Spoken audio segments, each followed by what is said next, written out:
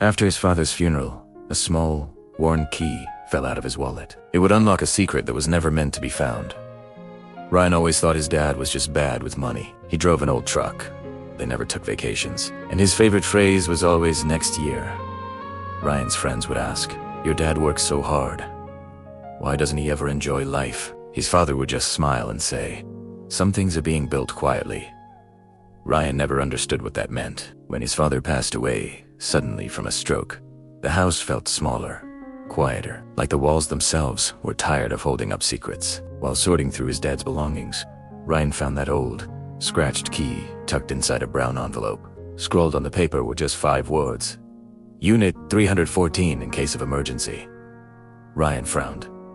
What kind of emergency? 2 days later, curiosity got the better of him. He drove across town to a rundown storage facility. The air was thick with dust. The gates were covered in rust, and silent rows of forgotten lives stood before him. He inserted the key, and the lock clicked open. Inside were boxers, stacked neatly and perfectly labeled. Ryan age 10, Ryan age 15, Ryan college. And one more, at the very end, Ryan emergency.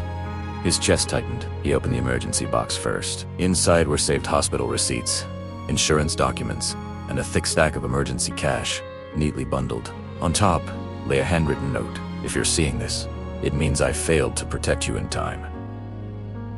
Ryan's hands began to shake.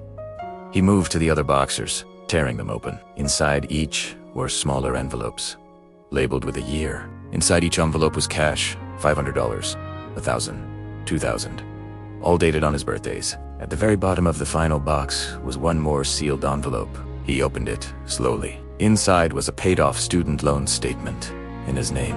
The paper slipped from his fingers as he collapsed onto the cold concrete floor. All those years he thought his dad had no money. His father had been quietly buying him freedom. Then, Ryan noticed one last file on the floor, marked with a bright red sticker. "Medical, do not open unless I'm gone." His breathing stopped. He pulled out the papers inside. Test reports. A diagnosis, a severe heart condition, dated 12 years ago. His father had known. For 12 years, he had known his time was limited, and instead of saving himself, he spent every last moment saving his son. Ryan whispered through his tears, "I thought you were weak with money, but you were strong enough to disappear quietly." That night, Ryan sold his luxury car, closed his credit cards, and started his own emergency fund. Not to become rich, but to become the kind of quiet protection his father had been for him. Thank you for watching. Don't forget to like and subscribe for more stories that matter.